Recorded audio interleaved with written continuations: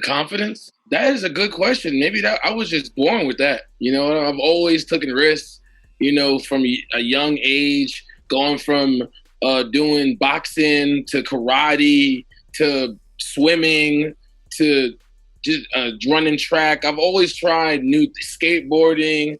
I've always tried new things. You know what I mean? So, you know, that was just me. And, you know, I actually, I don't think I've heard that like, oh, like Brooklyn has been really supportive of my movement. It hasn't been like, oh, you don't sound like a typical Brooklyn rapper. Like they like, nah, we fuck with this. This shit go crazy, bro. Like, you know, my concerts in Brooklyn before I even came to LA were the craziest ones. So they've been 100%. Believe it or not, like Brooklyn has one of the most underrated underground scenes. Like, you know, the whole hipster, goth, punk, rap infused. Like we've actually been doing that for a bunch of years. So last like 8 years. So it's a lot of turn up that you probably don't even know or recognize. Abazami, you got, look at the ASAP Rockies, you know what I mean? Like, we've been turning up for a minute, you know what I mean?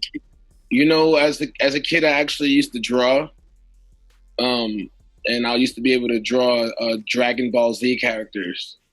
So I believe that it was that started the creative of, like, being able to just, because I didn't know what I was doing at first, but you know, I'm a fast learner, and I just started drawing, and I picked up on it first week, and I started really being able to make some dope anime characters. So it came with the drawing, and then it went over to dancing, and then it went over to me actually rapping. I mean, it all goes back to living in Flatbush, Brooklyn. It's so many, it's so diverse, so many cultures. You know, West Indian, you got the Jews over here, you got the Jamaicans over there, you got all kinds of people. So it's like a big clash. And my mom, she was a hip hop dancer as well as she also did ballet. So growing up, I was always into music. You know, she used to be a choreographer, and she used to teach me and my brother dance moves and stuff like that. So we used to always, you know, like I said, be into music. And growing up in Brooklyn, it was crazy. You know, New York is really fast paced. You know what I mean?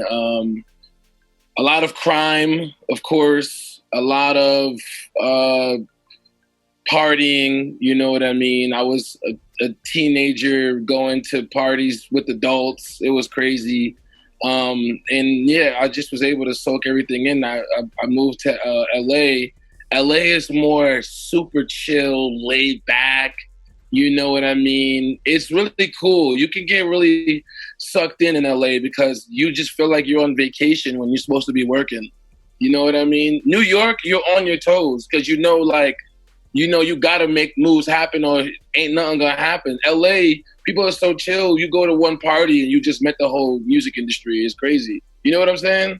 So, you know, it was definitely an eye-opener and a great experience coming to LA, definitely. So, yeah, Salsa Picante is the nickname that my mom gave me early on, and I ran with that. That was my personal nickname that my mom gave me because, you know, I you know, no homo, but I was in love with Hot Sauce and the way he played basketball. I actually got a chance to play with him one-on-one one day in Washington, D.C., so that was major for me. So, yeah, she used to always call me the Spanish version of Hot Sauce. Oh, trust me, I still got it. But, you know, at that point, there was no guarding him. Yeah, he cracked my ass real quick.